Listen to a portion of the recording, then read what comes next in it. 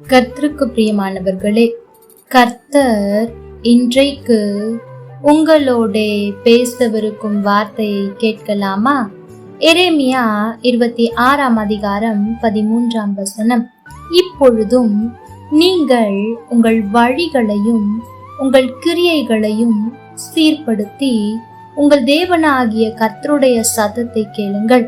அப்பொழுது கர்த்தர் உங்களுக்கு விரோதமாய் சொன்ன தீங்குக்கு மனஸ்தாபப்படுவார். எனக்கு பிரியமான தேவ பிள்ளைகளே, இந்த நாளிலும் ஒருவேளை எச்சரிப்பின் சத்தங்கள் உங்களிடத்தில் வந்திருக்கலாம். இதை செய், நீ மனம் திரும்பு, இதை விட்டுவிடு என்று அநேக காரியங்களை ஆண்டவர் உங்களுக்கு சொல்லி இருக்கலாம்.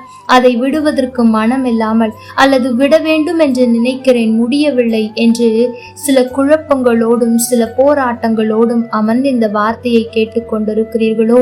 ஆடைப்பட வேண்டாம். இன்றைக்கும் ஆண்டவர் உங்களுடைய காரியங்களை மாற்ற அவர் போதுமானவராயிருக்கிறார். உங்களுக்கு அவர் செய்வேன் என்று சொன்ன தீங்குக்காக அவர் மனஸ்தாபப்படுகிற தேவனாயிருக்கிறாராம். அதற்கானால் நாம் செய்ய வேண்டிய காரியம் என்ன தெரியுமா? நம்முடைய வழியை நாம் சீர்படுத்த வேண்டும் என்று ஆண்டவர் விரும்புகிறார். அப்படி நாம் சீர்படுத்தும் போது ஆண்டவர் நமக்கு சொன்ன தீமையை வரவிடாமல் அவர் பார்த்து கொள்ள அவர் போதுமானவராயிருக்கிறார். இன்னும் இதை ஆங்கில மொழியாக்கங்கள் அநேகமாய் மொழியாக்கம் செய்யப்பட்டிருக்கிறது. வழியை புதுப்பித்துக் கொள்ளுங்கள் என்று. இன்னும் ஒரு சில மொழியாக்கங்கள் நீங்கள் பாவம் செய்வதை நிறுத்திவிட்டு ஆண்டவருக்கு கீழ்ப்படிய உங்களை அர்ப்பணியுங்கள்.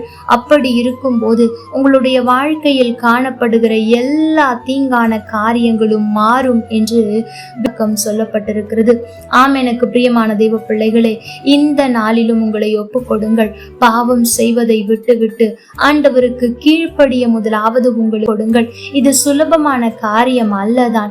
ஆனால் நீங்கள் உங்களை அர்ப்பணித்து, ஆண்டவரே, நான் பாவம் செய்வதை விட எனக்கு உதவி செய்யும், நான் அதை விட்டுவிட நினைக்கிறேன், ஆசைப்படுகிறேன், ஆனால் என்னால் முடியவில்லை, என்னுடைய சூழ்நிலைகள் அதை செய்ய வைக்கிறது, என்னோடு கூட இருக்கிற மனிதர்கள் அதை செய்ய வைக்கிறார்கள், ஆகவே நீர் என்னை பிரித்தெடுத்து விட்டு நான் தீமையை அனுபவிக்காதபடிக்கு என் பாவங்களை கழுவும் என்று செபியுங்கள்.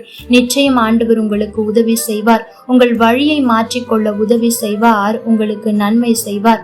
கர்த்தர் தாமே உங்களோடு கூட இருந்து உங்களை ஆசீர்வதிப்பாராக. ஆமென். லைக் பண்ணுங்க, ஷேர் பண்ணுங்க, கமெண்ட் பண்ணுங்க.